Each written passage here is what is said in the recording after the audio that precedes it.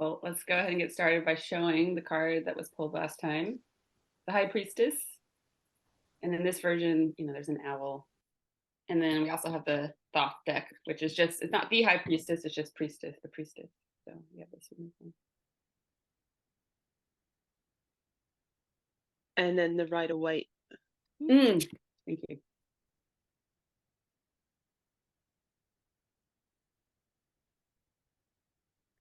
The moon is a common theme.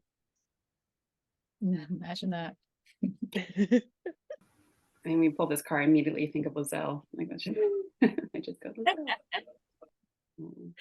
And she was doing some reading this morning. Oh, wonderful. That she'll share.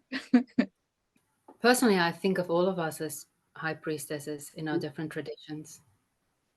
I see us as a coven of high priestesses. What do we make of that prefix high? Like, it's interesting, isn't it? And then Crowley leaves it out. Yeah. Well, in the book he doesn't, or the book doesn't add the high. But I have a priestess friend who is actually took the traditional path of becoming a priestess, enrolled with a school of priestesses, being taught by them.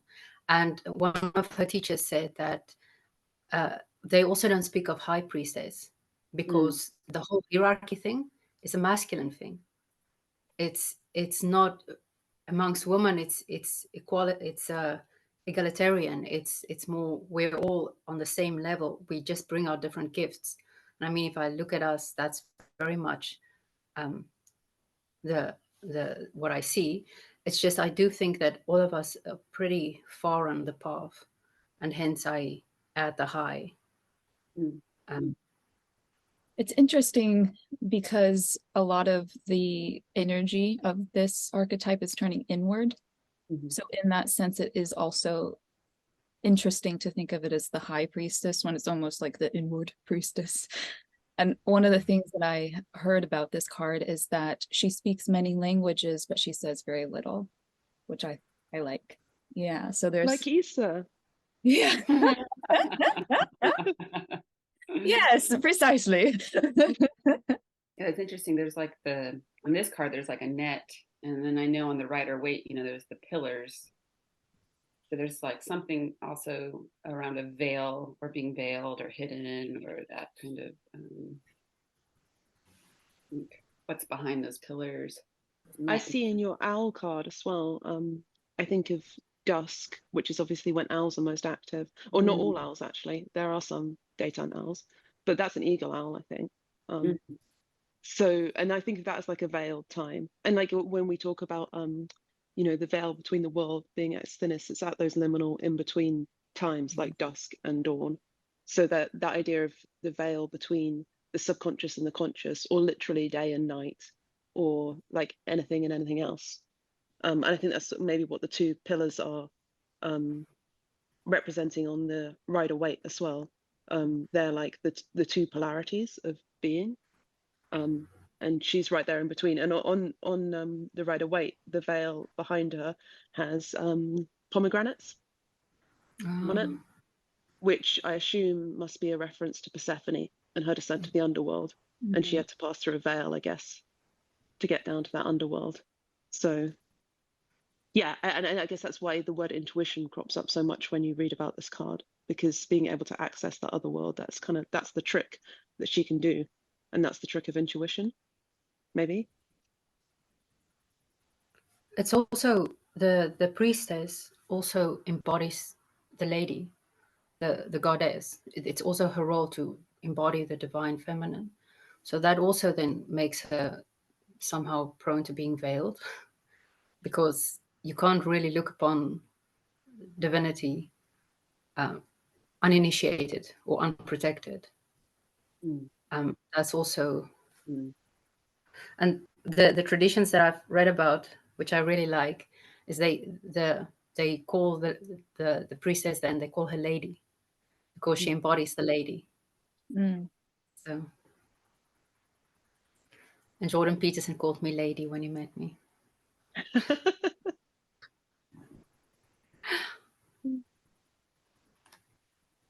It's kind of hard card to talk about, isn't it? Because it is like it's all that intuition stuff, and it's making me really question what intuition actually is. And like, yeah.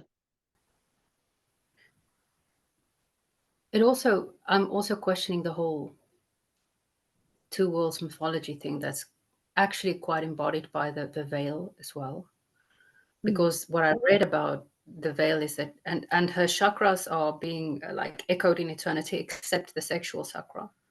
So I'm really struggling with that, like the whole idea that she needs to be pure, she needs to be virginal, she needs to be. Well, I don't think Crowley liked women having their own sexual agency very much. Maybe he just didn't like women very much, actually. I don't know. Maybe I don't know that much about him. But that could be a quirk of the Thoth deck, that there's the sexy chakra is not visible or is not being amplified. Well, I think that's the official term, right? The sexy chakra. Sexy chakra. Baby sacral. The other archetype, though, is Virgo. It's Virgo and Virgin and Persephone. So there is something to the chastity and the purity that predates Crowley's deck, I think. But is that like, because you know the word virgin has kind of changed its meaning. Like now we think of it as someone who hasn't had sex, whereas back in the day it used to be more like sovereign, Right. Yeah. like not subject to a man's authority. I think that's the difference. Yeah.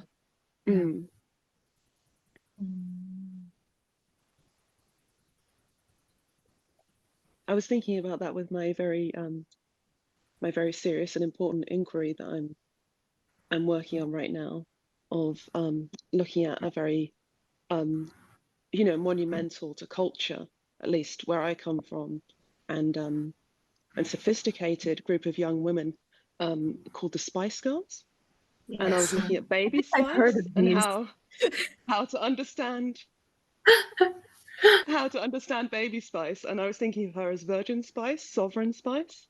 That was like my little train of thought around. Obviously, I'm thinking there's 5 of them, there's 5 of us. You know, that's the costume party Naturally, waiting to happen. I want to hear how the rest of them correlate to the things that you've said now, because that makes sense. No, it's more fun if you guys guess. I just thought it was in order, like the order we usually go. Is Sarah not? No, I like to keep you on your toes. I do remember Sovereign Spice. I think that was one for sure. Yeah, Sovereign Spice is one. I got Sacred Spice, Sensual Spice, Inspired Spice, and Ecstatic Spice are remaining. Posh is sacred. No, I'm wrong. Well, then Ginger has to be sacred, right? Wow, I give up. That's too bad guesses from me. Who's sacred? Ginger Spice has another name. She's not always called Ginger Spice. Oh, Or maybe this is just a British thing. I think it's But they are In the British, right? Yeah, in the UK she was sometimes called Sexy Spice. so then she's Sensual Spice. Yeah. Ginger Sensual. Ecstatic should be easy, right? She's got lots of energy. Yeah. Scary. Yeah. Scary Spice? No. Sporty Spice. Sporty Spice is exactly. Yeah. 40. That's what I said. Well, Posh is sacred, I assume. I said that. That was the No. first guess I had. Well, then So- scary. Inspired. Scary. Yes, sacredness is Sacred. terrifying. Obviously scary. What's scarier than the sacred? That might be That's a what we're talking about. Come on, guys. Well, I don't know if we find the sacred scary anymore, though. Because we're pretty used to it by now, aren't we? Maybe also, what's the word that conveys that kind of like terror of the divine, like awe. the right attitude? Or yeah, maybe awesome Awe. is better. Awesome Spice doesn't sound as good though. That sounds like some kind of food product. I don't know. I still feel a bit scared of the sacred. I think that's. I was noticing this with a ritual that I've been working on for ages and ages. Like, when did you send me those bones, Holly? Probably like January or December. I don't know. It was before you came out, so had to have been maybe around this time last year. actively. Yeah, maybe I've been working with them for anyway. So Holly sent me these bones, and I have this thing about touching dead things where there's a revulsion, a very physical revulsion that happens in my body. And like usually the reason I'm touching a dead thing is because my cat has killed something. Sorry, this is way off topic. No, it's not. Okay. So Dickie sometimes brings in mice and stuff, and I have to pick them up, obviously, and to go and dispose of their bodies, and it's horrible. And but if the mouse is alive, then I'll just pick it up with my hands. But if it's dead, I'll go and get a piece of kitchen towel because I don't want to touch something that's dead with my physical skin, my physical skin. Which is really odd, right?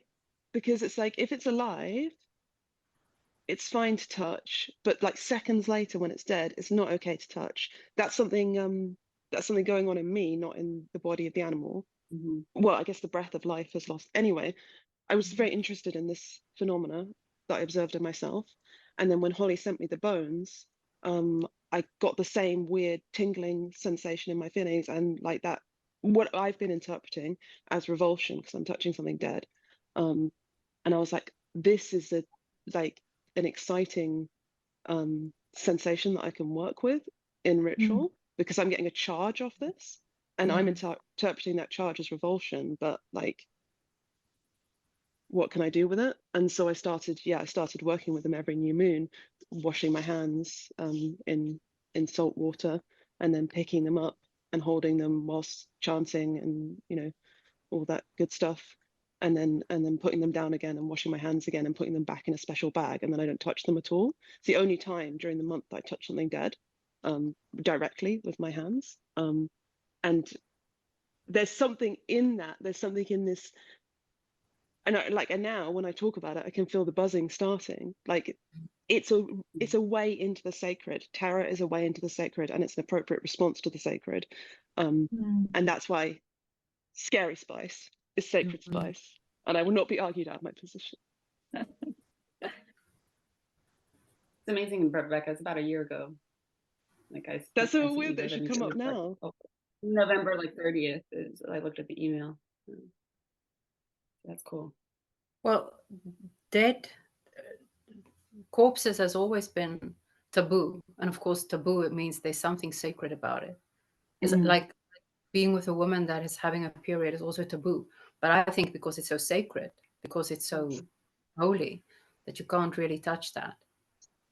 So that it's really cool that you're picking it up automatically. This taboo of the dead.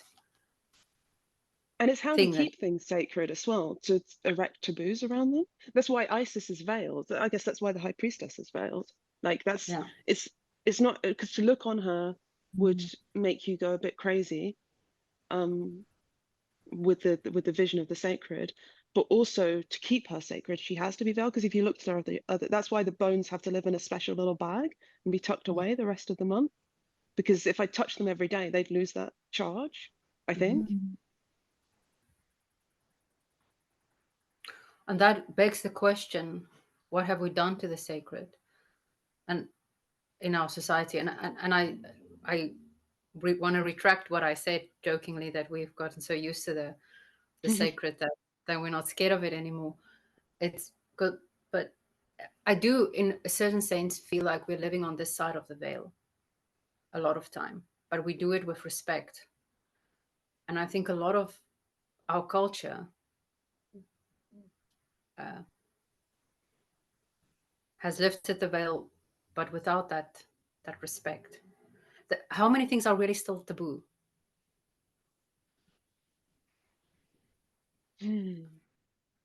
Well, we're on a YouTube channel called Delightfully Taboo, so a lot of hopefully.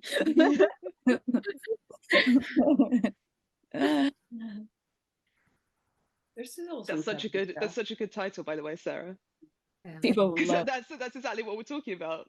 Delightfully taboo. Yeah. Yeah. Well, you were saying? Oh, go ahead.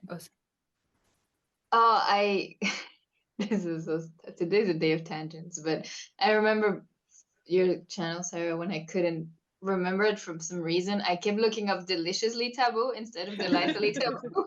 And don't do that. There's other things that come up. Yeah, that probably didn't go well. It's not deliciously taboo.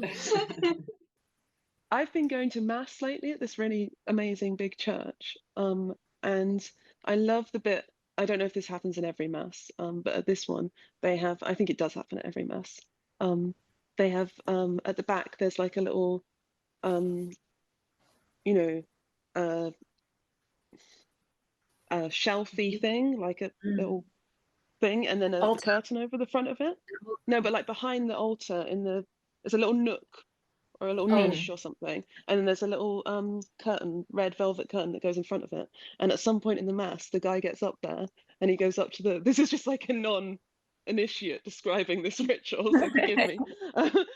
Goes up to there and to open it, and I get so excited when he goes into the sacred nook, like because it's a secret sacred nook, right? That's only opened at this special time at this point of the ritual, and I know what's in there. It's all the blood and the wine and all that stuff, and it's I get amped for it, and I get that feeling of like, oh, the sacred is getting closer to take. Oh, look, he's gonna pull it back. He's gonna pull it back, and then he does. And it's like, ah, yeah. I just love that reveal. And that sense of anticipation, like, oh, and I think that's really important in ritual and in probably in like when you design a sacred space, to be like coming in closer and closer and closer, getting closer to the sacred, and then the moment where you actually get to touch or to see or to taste or whatever it is, it's like this build up.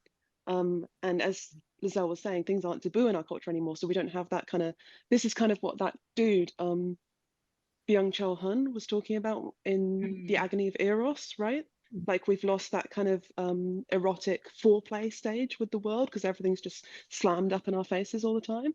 And that the all the bits, the singing and the talking and the incense is just foreplay for when he gets up the chalice and you get to drink. Well, I don't get to drink, but you know, other people get to drink. And without, there's something about, I don't know, there's something important about that anticipatory thing, which you don't get unless some things are off the menu at certain times. I'm talking to a friend who's getting married next year, and talking about the veil, and she didn't want to wear a veil because she was like, oh, it's patriarchal bullshit. And I was like, yeah, probably, but have you considered like that the ritual technology of being covered and then uncovered, and how important that is? Like you get to see him clearly, he gets to see you clearly, and that's kind of what you're doing when you get married. You're entering the state where you can see each other clearly or clearer, and the drama of that unveiling moment, again, like the foreplay of walking up the aisle and everyone's like, oh, she looks so great, she's so beautiful, but what's that face going to look like? And then you pull back the veil and they're like, oh, what did you do? No, hopefully not. But yeah, like some things are veiled, some things you can only do after marriage, or that used to be the rule. And there's probably like a lot of erotic charge in that waiting. And so the question is it like the sacred is just like a thing that exists, or is it created by that tension of taboo, or both, or neither? I mean, I think there's still things that are taboo. I mean, if we want to get into it, what do you do? What do you do with someone who wants to have sex with a child? Where does the sacred fit into that? That's a really interesting question. Like a lot of shamans and kind of holy people were sexual deviants in some way, like all sorts of. I can't off the top of my head say stuff, so I'm probably just making stuff up and mashing up. But the idea is that people who violate those social boundaries will also be able to violate other boundaries, maybe boundaries to divine. And when I say sexual deviance, I mean within the cultural context that they exist in. So that might mean something that's completely normal to us today, like being gay, or it might be something weird, like being a pedophile, or it might be like, pounding nails through your penis or something. I don't know. Again, I'm just making up examples to illustrate a point. But there is something about like people who transgress social boundaries being treated with a fear, obviously, and an apprehension. Well, not obviously a fear, but often a fear and apprehension, but also like a strange fascination. There's a reason why that, like, I'm sure if you, I mean, maybe not the best idea, but if you look on YouTube for paedophile, you'll find a million documentaries about pedophiles. People are fascinated by them. And I think that's interesting. But I don't know if I can call it sacred, but it's interesting. Maybe the child can be sacred and hence in need of protection, because there's something sacred about children. Mm-hmm. I think Nietzsche said, though I've only heard John quote this, that the height of my spirituality is linked to the depth of my sexuality. And I'm probably saying it not completely correctly, but I like it like this. The subconscious speaks. But that, I mean, maybe it's not the same terms, but that sounds a lot like things I've heard, in the sense of like you can only feel the highs that you're also able to feel the lows for, right? Like your capacity for happiness and glee and whatever positive emotions, it's kind of completely related to your capacity for grief and for mourning and for all those things. Like it's all about the range you allow yourself. You don't just grow in one direction. And in that sense, it really feels like going to the divine and going to the mundane, right? Like going to the above us and going to the below us. So maybe that's also the spirituality and the sexuality, like the, I don't know. For medical wisdom around like the brighter the light, or the closer you are to the light, like the deeper the shadow, right? So you never get rid of shadow, but yeah, I was reflecting on that, like the confusion of that, actually, of like the closer you get to the light, the larger a shadow you cast. And maybe that is why we need the black and the white candles or pillars. Maybe being a gray is the most compassionate, I almost want to say, to yourself and to those in your life. Because it's very tempting to get that close to the light, that close to the good, but then you become destructive, maybe.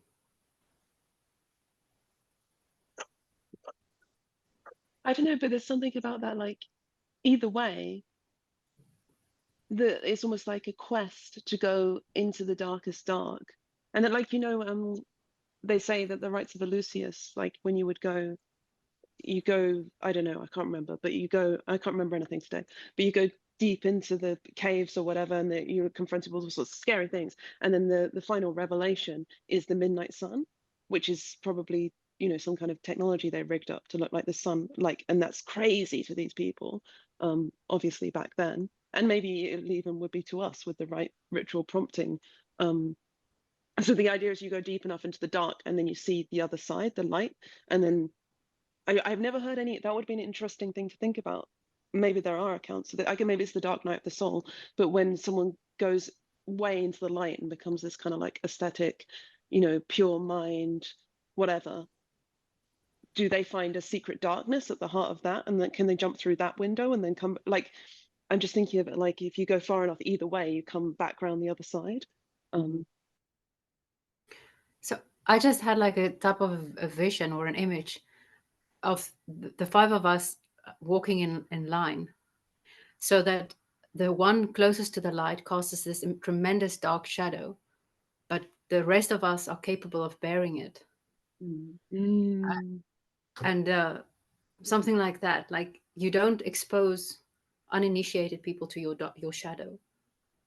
You have other initiates walking in your shadow so that they can actually carry it and gain from it, that darkness, that the benefit from going into the darkness, and then each take a turn to face the light, to be close to the light and throw the shadow type of thing. It reminds me of those, and this is like the male penguin, I think, but you know what I'm talking about, up in the Arctic Circle where the penguins get in those little huddles and the ones in the center are the warmest and the ones on the outside are taking the wind, but they all circulate to the center, and yeah, something like that. And it's all to protect the eggs. They're all waddling with their little eggs on their little waddlers. Yeah, I think one of you talked about intuition, or we were talking about intuition. The word that popped up for me was actually initiation, and like how they sound. There's like they're just the same kind of words, just rearranged, and how those two things I think probably have an intimate relationship: intuition and initiation. Intuition maybe grows from initiation. I've been thinking a lot about intuition because I thought I generally I thought that I didn't have very good intuition, because I get like, and this is the story of my life. I'm just framing things wrong, or I've got the wrong idea about what the thing is, and so I think I don't have it. But and then I started to think about dance and about art and about like also like I have very particular taste. It's been commented on more than once, and I didn't make the link that that could be intuition, and maybe that's a facet of my intuition, that I like certain things and I don't like other things, and I'm quite like I know instantly whether it's an idea or a color or and like anything, I literally anything, I have a like dislike reaction to it pretty instinctively, but I never attributed that to intuition. I just attributed that to my taste. And then I started to think about, because did you guys read Peter's Substack where he talked about write your philosophy of life in like 100 words or something, or five, I don't know how many it was. And I was like, I didn't really want to do it, but as soon as he put the idea in my head, I started thinking about how I might do it. And I was like, damn you, Peter. And then my mind being preoccupied with that, and I was thinking about like, oh, because and then he had the areas that you might want to address: ethics, the good, I guess that's ethics, beauty, I know a whole bunch of things that he put down, which I think are obviously like inspired by ancient Greek stuff. But I got hung up on the ethics one, and I was like, what are my what's my like what's my ethics? And I thought what would I like my ethics to be, like being kind and being nice and all those stuff. And I was like, no, that's just what you'd like them to be. So how do I find out what they are? And then I thought, well, I could look at how they're revealed in my life, the things I do and don't do. Maybe that's a route to finding out what my ethics were. But then I realized that I was making ethical decisions when I got like, I don't know, obviously there's always further down to go into these sort of inquiries. But the point I got to was all these things that I'm calling ethics, I'm making the decision to do or not do the thing based on the same apparatus that I'm using to judge whether I like that cushion or that cushion. Like if I get down to it, I can't find anything. I can't I feel like I can give you the rational post hoc explanation for why I think it's wrong to hurt people. But if I'm really honest with myself, probably the reason I think it's wrong to cause suffering is because it's ugly. Like it gives me that response. It's not because I've worked it out in my brain. It's something that comes from deeper in me. And I was like, oh shit, is that intuition? Have I actually been operating on intuition all along? And I've just put this layer of cognition over it. And I've been so successful with that layer of cognition that it's made me unaware that there even is any intuition at the bottom. So that I think you just described society. that projects out. It's very clear. yeah. Like we no longer rely or even acknowledge the intuition beneath the layer of cognitive, understanding. Bonnie has a line where she says, this the psyche is where the will goes to die. About divine will, right? Divine will. That's for me what intuition is. It's like this sort of turning my body into this open portal, this vessel, this instrument, and getting this to still. And this eventually helps execute and emanate everything out into the world, project it out into the world. But the intuition for me is more like a divine will. And that's, you know, I was appreciating her sort of saying, like, in the minute you take that will and then you start to rationalize it, make it logical, all that, it kills it to an extent. But it's funny, you know, you just, I mean, that's so much of where I'm trying to move in my life is, you know, these marching orders, getting these marching orders from nature, where it's like saying, do this, stay here, go there. And sometimes it feeling so irrational or so antithetical to what I sense or what my mind thinks I should be doing, like, which is often just a cultural, it's just, you know, some sort of generality, right? Some cultural generality. And I also heard a great quote. It's like generalities, like also where things die, like that's where hope dies, because life is full of all the particularities. You know, it's about intimacy. Is for me, it's like it's a relationship with something very particular, very specific. I remember like Rebecca talking about humanity, and like I care about humanity and being like, what the fuck does that mean? Even, you know, I care about the people I know really well and love, and I can see the stranger, I can see the other, I can see myself in a stranger, I can see myself in other. But when we get too generalized, it can, you know, these like shoulds and cultural expectations that you know, sometimes butt up against this divine will. But if I stay with the divine will, I stay with something very particular, and it usually leads me into something much more beautiful than it's like bigger than my imagination can even make sense of. I don't know how this relates to the High Priestess. This is like something maybe about that kind of deeper embodied divine will, of course. Listening. Listening, You speak a lot of listening. Exactly.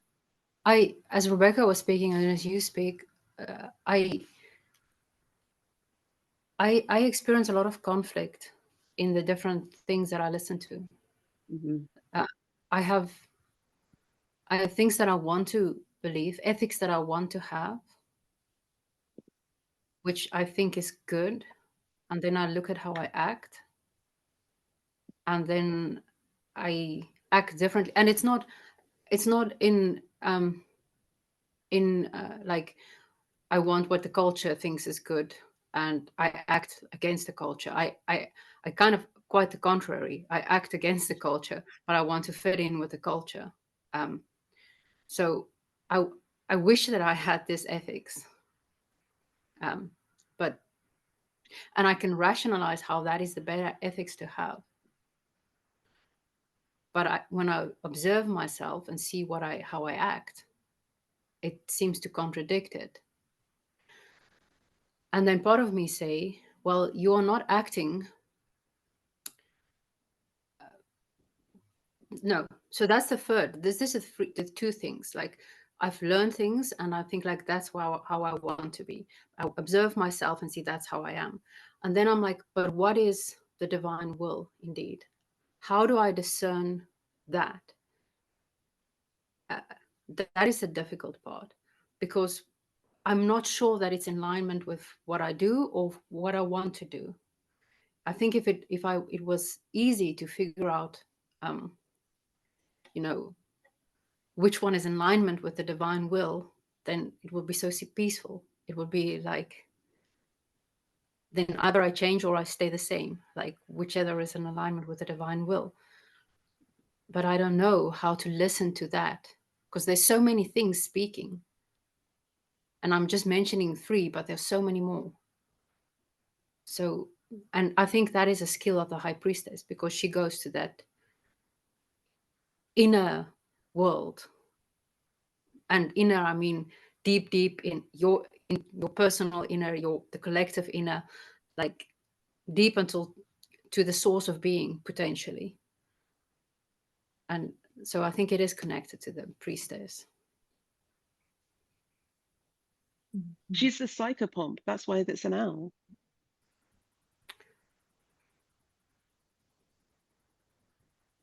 Say more about that. I don't know, just like that she's not a creature of the dark or the light. She's in between. She's kind of like a conduit. So I guess like she is the perfect listener. If our goal is to listen to the divine will, then we have to stand in that, like Gazelle was saying, in the grey, like with one foot in each world, and then just like try and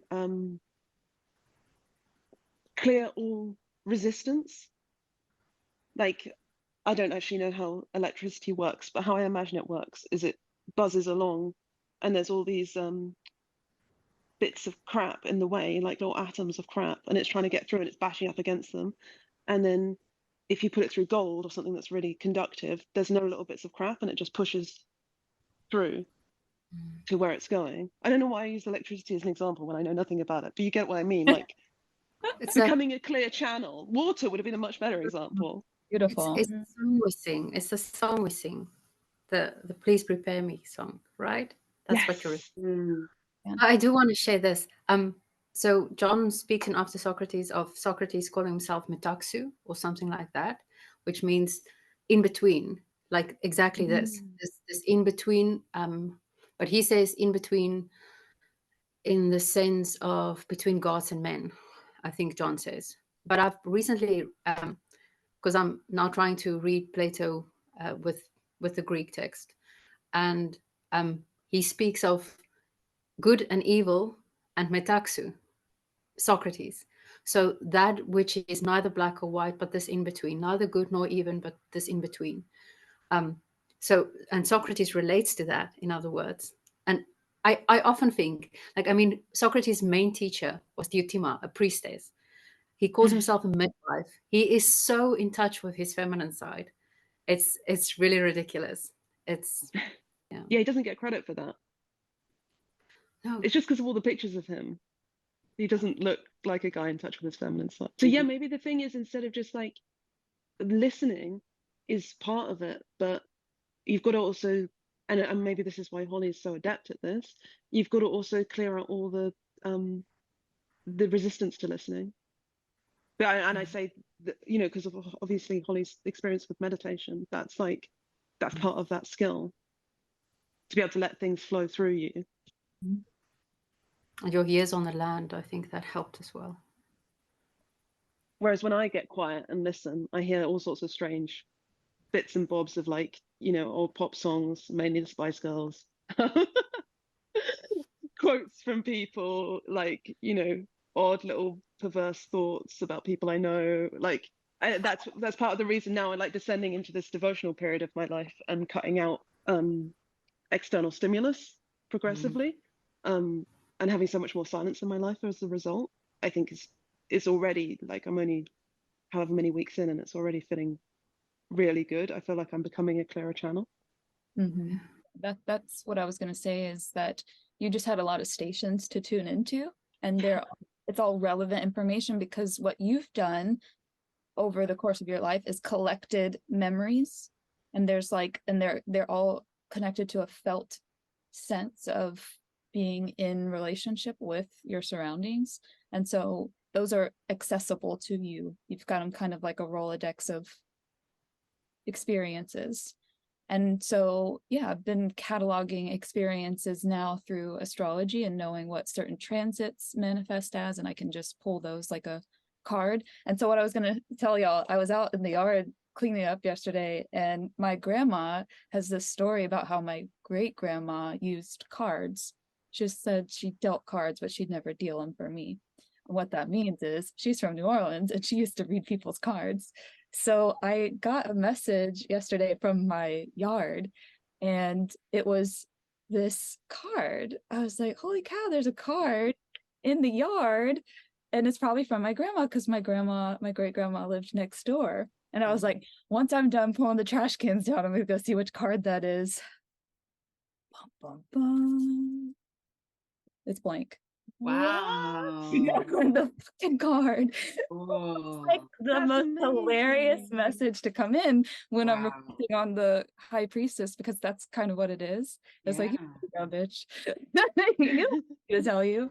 So yeah, I thought that was hilarious. Wow. Did you have, when you saw it, so you saw it face down, so you thought there Saw was it going to face be, down. I thought it had something on it. Yeah. and did you guess what it might be? I think I was like, face card, like that'd be cool. I wanted it to associate with something in astrology because the tarot matches up with astrology. They've linked it to particular degrees of particular signs. So I was just hoping that I would be able to make that connection, and then there would be some sort of message in that. But you see how I went to my language, my origin language, to try to decipher. Or wanted the astrology of it, and I had no idea what that would relate to in the tarot, but it was going to be a way for me to make a connection between the two in that moment. So that was kind of like, yeah, collecting the memory for the Rolodex of archetypes, but it turned out to be I guess we could call that the High Priestess. I thought wild card. It's amazing. It's so rich.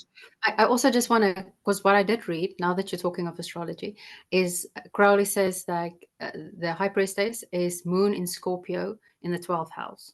It doesn't say much to me, but I imagine it says a lot to you. That's intense. She is intense. Yeah.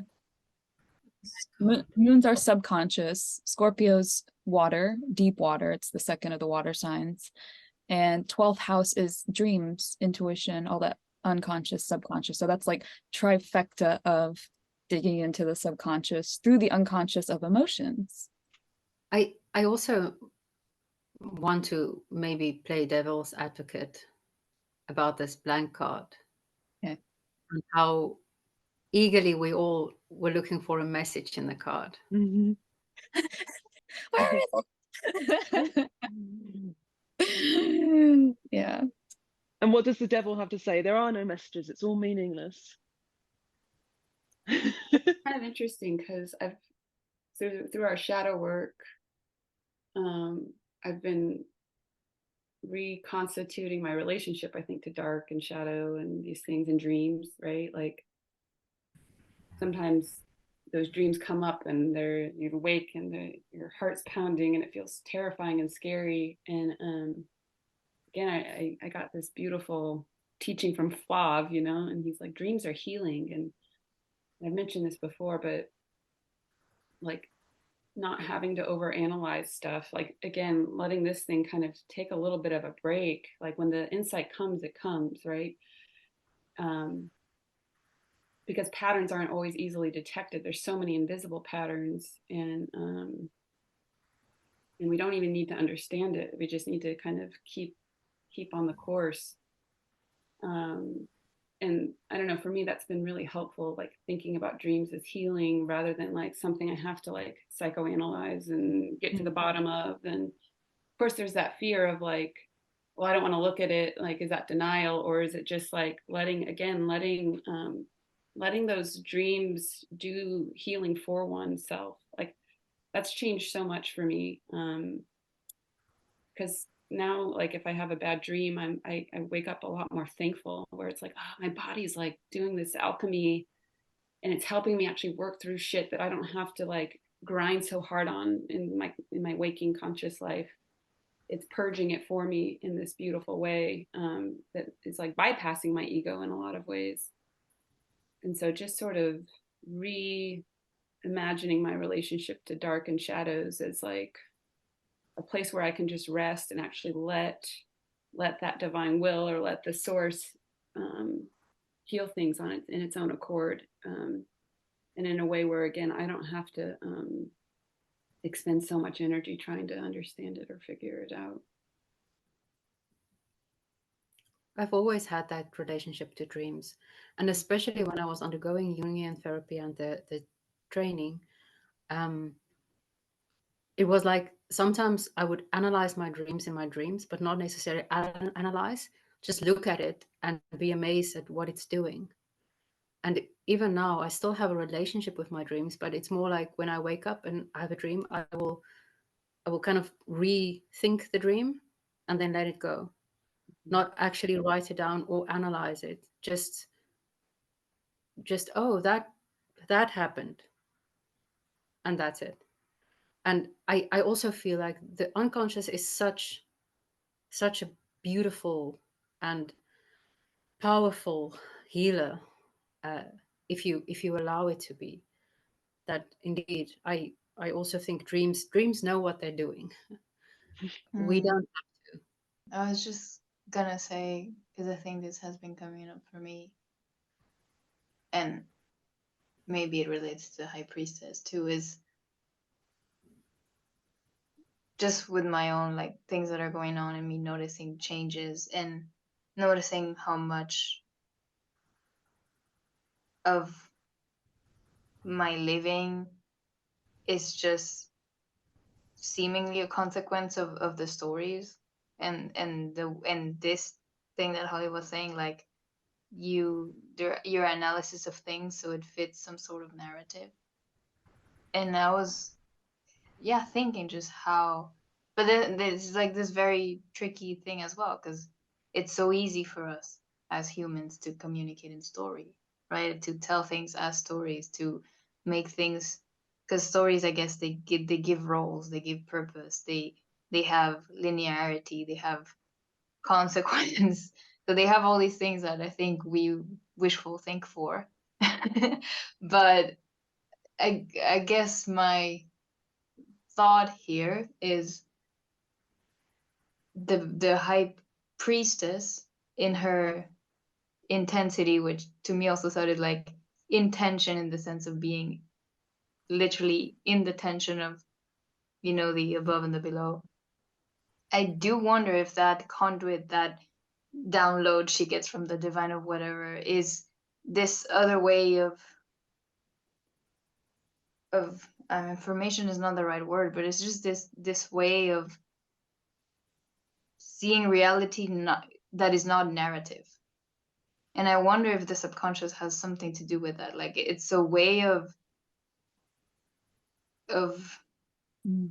interfacing with reality without story, without narrative, without this story making machine, which I think is important for in many realms, like we said, to even possibly communicate to each other. It's probably the easiest mean as humans. But I guess I'm wondering if there can be such a thing of communication without narrative, and how that would look, and if that's somewhere closer to the divine or to intuition or to the subconscious or something else. And if whatever download the priestess gets probably looks a bit more like that. I don't know.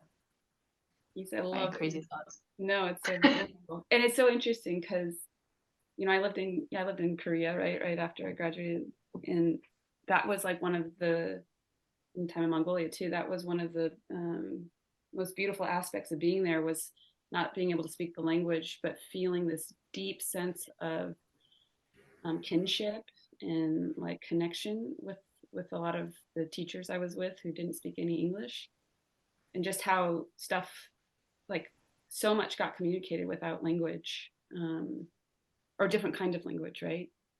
And looking at nature, like how do we communicate with nature? Language is part of it. Like I definitely need to speak words. Like the words are critical, but it's so felt in the body. It's so like here in my heart, in my solar plexus, where that understanding, where that communication makes that connection. And I was also reflecting, I was talking to someone yesterday, they're talking about doing like a DIY retreat, with their friends. And I was like, we had I didn't want to go into everything we did, obviously, but noting to her that actually one of the most powerful things that we did when we were together was our day of silence and fasting, and how much got communicated between us or felt between us in actually having the hard constraint of no words, and how beautiful that was. So appreciate that you're bringing that up, Isa. Yeah, there is this, it's my kind of, I knew this, but I'm kind of making it more aware now, just how horrifyingly humbling it is to just not speak the language, not be at your full capacity. In many ways, it's being like a child.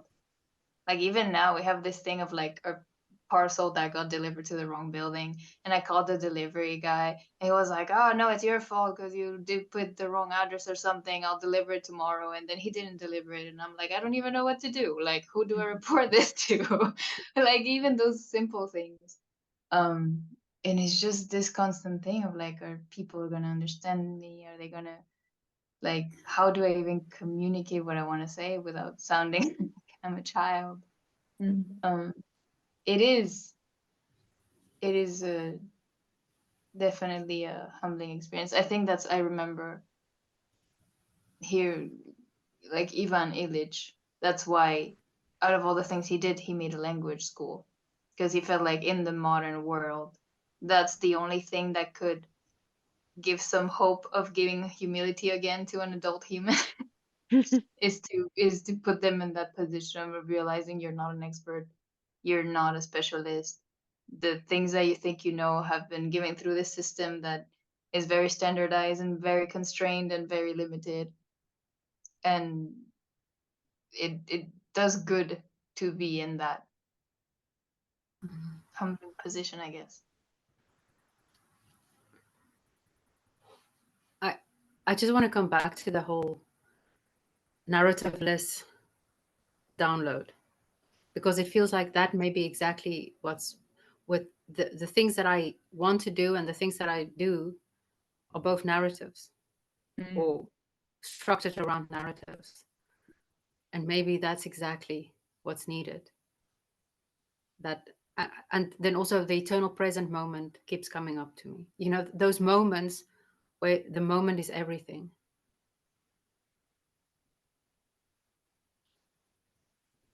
So that brought me to archetype and embodying an archetype that is kind of static in its nature, but dynamic through the narrative. So there's a way to be in touch with and able to consult that form or archetype over time, even though it's not changing.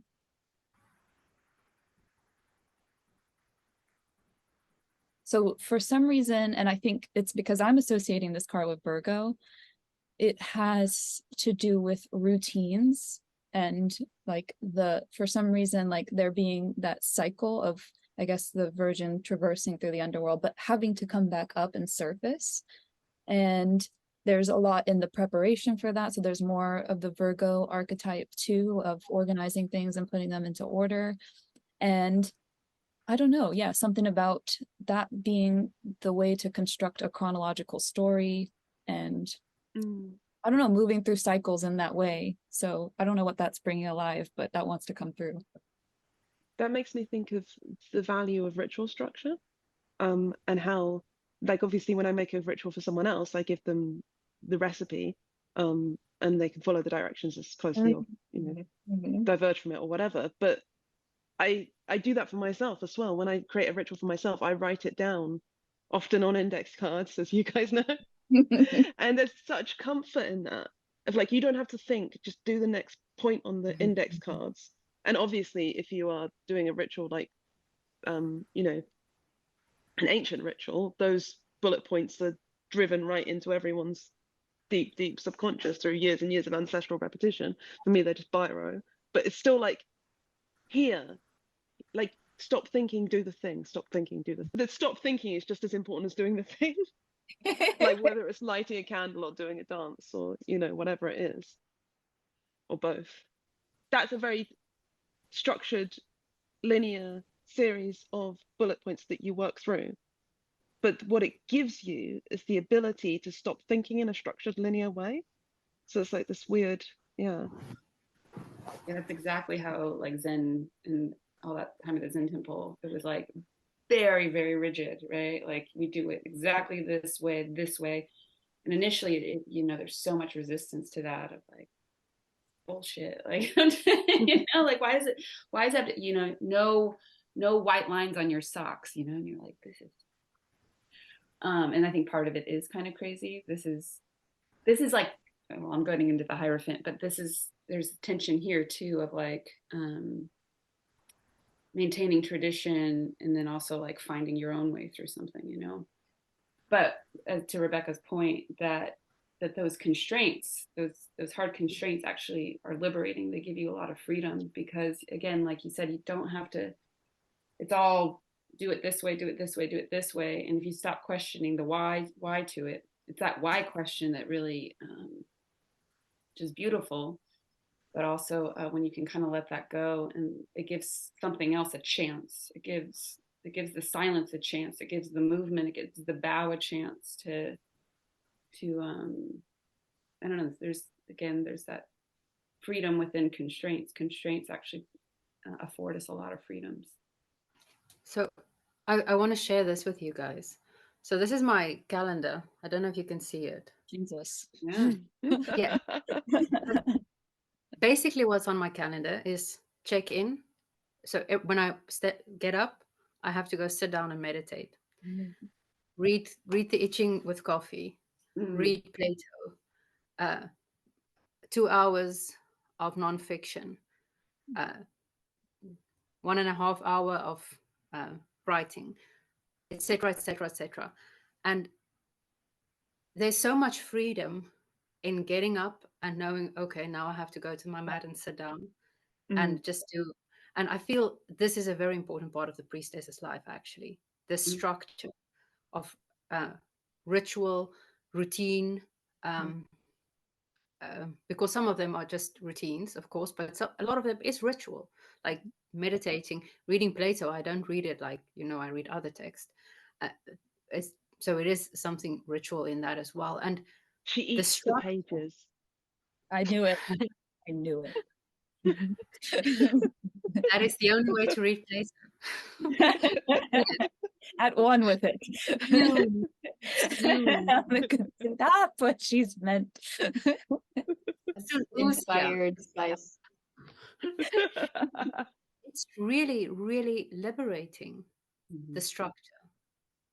And knowing what you're going to do, so you don't have to think about what you have to do.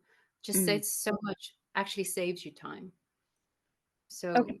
I had no idea why this cup wanted to be used today. It's Hunter's excuses. And already Rebecca has presenced the deceased. And so it's funny that these are like locked and loaded excuses for things. So I just want to read a couple. One is, gotta get a new gun. The other one's too cold. The next one, deer moved. Tree jumped in front of me. Can't see the fog. Car broke down. So that's fun too, like this idea of having the excuse already ready, because that's like also part of who you are. So it doesn't even have to be like a real trait. Like we, in this storytelling ability, have the way of locking in to a false narrative. And a lot of people have done that, of, a political identity or those kinds of, and I think that's kind of like a big debacle now, as you get locked into this false category or this false identity, and then you have to argue for it on its behalf. And there are some things that you can't really defend. And yeah, that's an interesting. And the more you argue for it, the more you reinforce it, because that's how our brains work. Like you can convince yourself of something just by, It's like I think there was some study done where they got people to write down an argument for a point that wasn't there. It wasn't something they believed, but they were forced to write an essay about why it was true. And then they tested them and they believed it more after, just because by putting those thoughts through your brain, they'd leave residual belief. I'm pretty sure that's how it works. Well, it's like reifying the justification system, right? How you justify your actions, and this is good, this is bad, But that's like the bad routine, like with getting stuck in thought routines. And I think it's interesting that like Holly was saying about the Hierophant, and then like that's kind of like the dude with his way of doing things that's been done that way forever, and he's really strict about it. Or that's one interpretation of that card anyway. I'm sure we'll talk about it one day. But her system comes from the moon. It's not something she's made up and is like forcing everyone to do. It's a natural cycle that occurs, and she's just a channel, a conduit for it. So there's something about that. There's something like the difference between an inspired ritual and I don't know, an enforced ritual. I don't know what the other word is, and it's hard to tell which is which. And in fact, perhaps it's all in the participant rather than the ritual itself. Because, for example, like going to mass regularly and having lots of friends who are very anti-Christian and think that, you know, this is all empty ritual and it's all, you know, and find it very hard to see why I'd be interested in going. And for me, being like, whoa, this is like the best thing ever. This is super exciting. What's going to happen next? So it's not necessarily the ritual itself that contains that.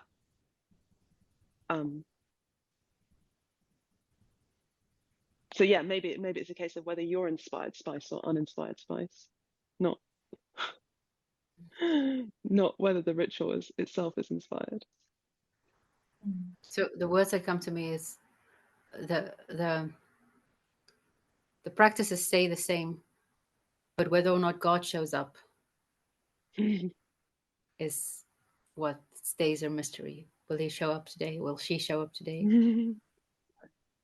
I was rereading a bit of The Artist's Way the other day, and she says there's this classic line where she says to God, The Artist's Way is like a creativity course thing, and it has like little essays in it, and she says the idea is that's where the idea of the morning pages comes down. You just write down 3 pages longhand A4 every morning, and her promise to God, meaning either literally God or good orderly direction is the other interpretation she gives, is I'll take care of the quantity, you take care of the quality. So all you have to do is turn up and write 3 pages longhand. That's your commitment. That's what you're turning up to do. Whether it's inspired or complete dross is up to this thing that she calls God in the book. And I was thinking about that with relation to my praying. Like it's my commitment to turn up at dusk and pray. Like whether that is is ecstatic or miserable. That's either way, I'm gonna be here. I'm gonna be here on my knees. So and there's a real comfort in that, because suddenly the responsibility for the product, obviously I don't know what the product is in prayer, that's an interesting thing to think about, but like if it's an artist thing, it's easier. You know, your responsibility for the quality of your painting or your drawing or your writing is not yours, but your responsibility is to be there, Show up, doing the work, showing up. So for some reason, it brings to my mind a phrase that I read today. I think it's from Matthew. Jesus says, many are called, but few are chosen. And I was like, that is in itself a very, you know, it's debatable what it means. Mm-hmm. But I also had to think about it in relation to the priestess, because I do feel called, but that does not necessarily mean that I'm chosen. And it relates to the calling is, okay, you're called, you show up. Whether or not the sacred is going to appear.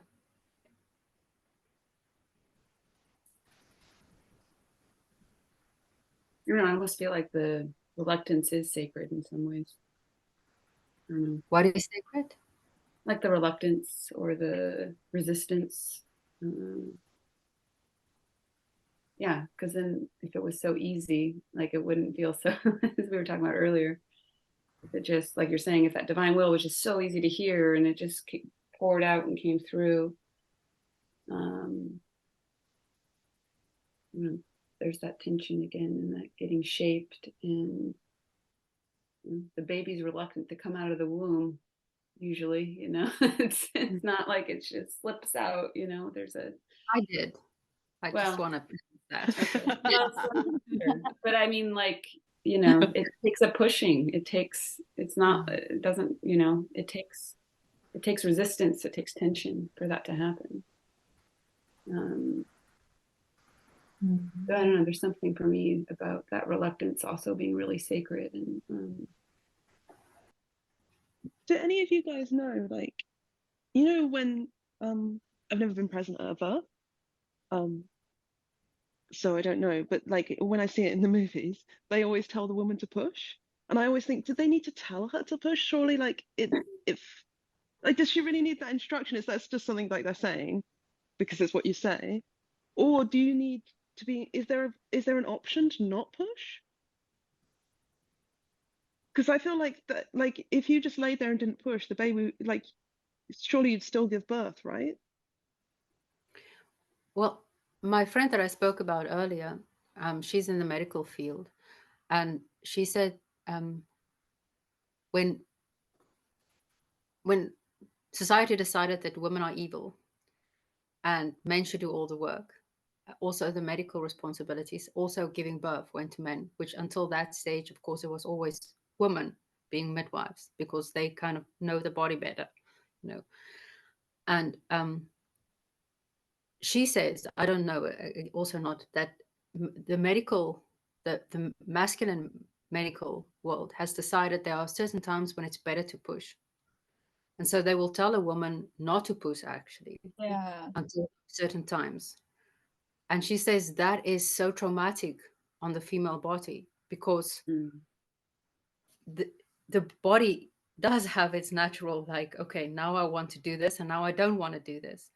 But now there's this external voice measuring your cramps or heart rate or whatever and saying, okay, not now, hold on. And you're just like, well, my body is saying something different, but okay, you're the smart guy. So she said that's part of, one of the things that that's gone a bit wrong with taking the female out of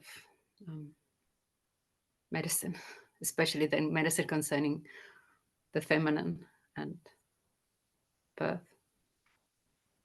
It's such a good analogy for bringing something through from the other world, right? From non-being to being. Yeah. And the fact that you know when to go, and but it's still hard. Like, it's not easy just because you know. And many women. And we're talking about that thing of like society, whatever, or expectations, and not knowing which voice to listen to. That's like the doctor telling you when to push and when not to push. Well,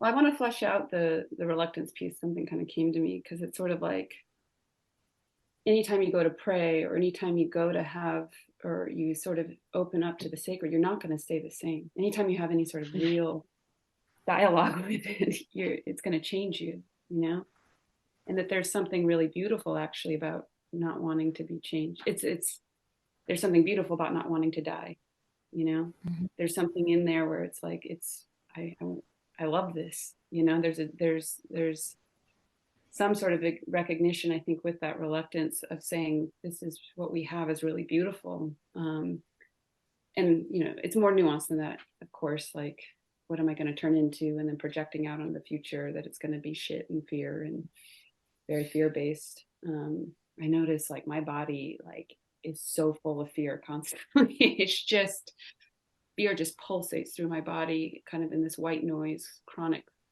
way. But yeah, and thinking about when I was saying like the reluctance being sacred, I think there is something there that's beautiful about not wanting to die, And again, every encounter with the sacred requires a kind of death and a new life, obviously, right? It's the other side of it. When you were speaking of that, there's something sacred in the reluctance. The veil came to my mind. There is a veil. You should not lift the veil if you're not sure, or I don't know, because now I'm trying to link it with this birth giving birth to something. Like, there are times when probably you shouldn't push, you shouldn't lift the veil. The veil is there for your protection. This is just completely associative, but that made me think of, how sometimes babies are born with a caul, like with a weird sort of sac. Yeah. And traditionally that's thought of like they're going to be somehow, sacred. Yeah. It's like the veil and the call seem quite close, the birth call, like taking something from something that should have stayed in the other world of the mother's body, I don't know, or something, and bringing it into this world. But it's also protective, and it renders the child taboo, like in an old school sense of taboo, like like sacred. Um, there's something special about this child, um, and that's why it was veiled after birth. Yeah, there's something here about time and rate of change. Like if you see something too quickly, too soon, too much, it's not going to land it, or like it's going to be overwhelming, or it's right. Like there's something here about rhythm, like you're saying, not knowing when not to push, and that trust, like that, if we get too much insight or too much download at once, it's like the rate of change is too much and it's disorienting. It can really kind of mess you up versus like nice gradual insights here and there, gradual pushing. There's something about timing here in the veil. There's a trend in the pagan community, or whatever you call it, more like the Reconstructionist type people, for veiling coming up again. Men and women, obviously mainly women, like young people who are, trying to live as, in a religiously, sort of generally ancient Greek, but all sorts of, pagan religions that they are researching and trying to enact in their lives. And it seems like quite a lot of them have taken up on this idea of veiling as very important to them, which I think is a really interesting phenomenon, because like I've been, paying vague attention to neo-paganism since I was a teenager, and I haven't seen this come up before, but lately lots of young women wanting to wear veils, and finding it like an important part of their spiritual practice, which I think is something to do with the fact, like we started off saying, that there are so few things that are taboo, that young people are maybe recognizing, oh, actually, I want some taboo things. And it's like your face, your hair, it's generally just the hair that they're veiling. I haven't heard of anyone going as far enough, like anyone from that world, actually veiling their face as well, although I'm sure they are. And there's funny little, I mean, I find them amusing little threads on Reddit where like some American teenager will be like, I don't know, I want a veil in devotion to my goddess, but I don't know how my school will take it. Like, how do I explain this to my headmaster, or whatever the equivalent, headmaster, right? And I just there's just something pleasingly amusing about. I mean, I'm sure it's very fraught and important to them, but from my perspective, I just like, this is so strange to see an American teenager going to the headmaster and explaining that they want to be veiled because they are in devotion to Isis. I'm like, what is this crazy world we're living in? Yeah, I remember being 13 and when we went to Kuwait, and there was only one girl that wore hijab where I went to school. It was an American school that I went to, and she was from Lebanon. And it was interesting because we were in theater together, and theater's one of those spaces where you're putting on a mask and you're performing. And so I was actually the announcer of the play, and that was my sole role because I arrived too late to actually be in the play, but I had left a one-act program where I was the main character, and we went to competition, so it was just something that I could present to them. Hey, I've done this before. So I'll never forget seeing this girl's hair, because she took off the hijab behind the scenes, and it was just women back there. And now I've just recently completed taking courses with a girl from Palestine, and she wore hijab normally, like in her photos and things like that on the official website. I see her wearing the veil, but she wouldn't wear it with me because she was at home and it was a remote class that we were having. So there's something, I don't know, that's like brings me a lot of joy to be that safe space of the feminine, that I can hold your hair. I have y'all that I can hold your hair. Feels like there's, I don't know, like I want to make t-shirts that say that, because but I don't know, I just remember feeling very special because I was there and I knew what her hair looked like under all that, and it was pristine and perfect and golden and shimmering, and I still remember it to this day. Not even her, but the silhouette of her hair and how it shimmered in the light. So there is something very magical and beautiful about that, holding something sacred like that, and it never seeing the light of day, but then very few people getting to experience it. Oh, that is beautiful. That's a very good example. Yeah, it's making me think about how holy and sacred it feels when I have another woman braid my hair. You know, someone, you get a woman to braid your hair. It feels so good. I used to braid Paul's hair all the time because he used to have like a mohawk. So I'd do like a French braid down the back. I love doing it. I was sad when that got cut off. This is like braiding someone's hair is a beautiful act. And it makes me think of all those like tough Viking guys with all the braids, and you know that their wife does that for them before they go out, like before they go to battle. Oh, yeah.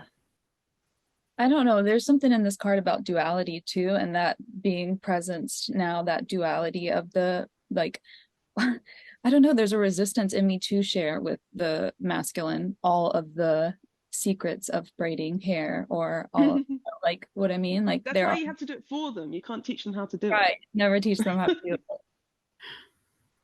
Oh, I've seen twice now in different places. Oh yeah, the one is a statue from Egypt, where the pharaoh's wife, I don't know what she's called, is holding him, and then it said it was in the actually the tradition had it as the woman is the protector of the man spiritually then, but the spiritual protection was of course more important than the physical protection for the pharaoh, because they had all the bodyguards and stuff. And then I read in another place the creation myth in Genesis, where most of the time it's translated as God made Eve as Adam's helper. The Hebrew is actually closer to as his protector. God made Eve as Adam's protector. So this idea of the woman actually being the protector, because I imagine then if the woman is braiding her man's hair for going to war, she's probably putting some sort of spell or blessing in the hair to go with him, because she wants the man that she loves to come back safely. So that spiritual protection that the woman affords, I think, is also part of the priestess's role. Yeah, I'm thinking about that duality between the two pillars. That's where we've lost a lot of the taboos, right? About like there used to be things that were special to the female realm and special to the male realm. And now we as women have been like, let us into your realm. and they've let us in. And now the other way is happening as well. And there's obviously lots of positive in that, but we lose that friction, the frisson, the like, and this is the basis of so much of hermeticism, which comes down into modern occultism, of like, let's get these two opposites and get them like just the right amount of distance apart so they're pulling together but not touching, and then use that, you know, like the space between two magnets, use that energy, electricity, yes, tension. Like there's no good word for it, right? Because I don't want to, like, I want to say they're all sciencey words. But obviously, if the male realm is colonized by feel, it's a yeah, but that's also science, but also Star Wars. So let's go with that's where I learned all my science education. Yeah, and that's where, like, again, when we were talking about being close to the light, the shadows really cast big, and if you're too much in the dark, the light is like too far away. So that exactly what you're saying is that kind of optimal distance between things where you're at the zenith, where like the light and the shadow are just, there's actually, they are not distinguishable. That gray that you're talking about. But you've mentioned this before, and I've always really appreciated it. Of you know, there's that kind of optimal distance, but it's always moving. It's a moving target. It's like you can't stay there. Yeah. So it's always this dance, and I think it feels like it's that dance that causes things to sort of change and evolve and grow. It's the great right, baby. Always comes back to the great right. Holy shit. I've got a one-track mind. It's Heroes Oh my Camels. god. I didn't know what I was jumping into in that ritual. Holy shit.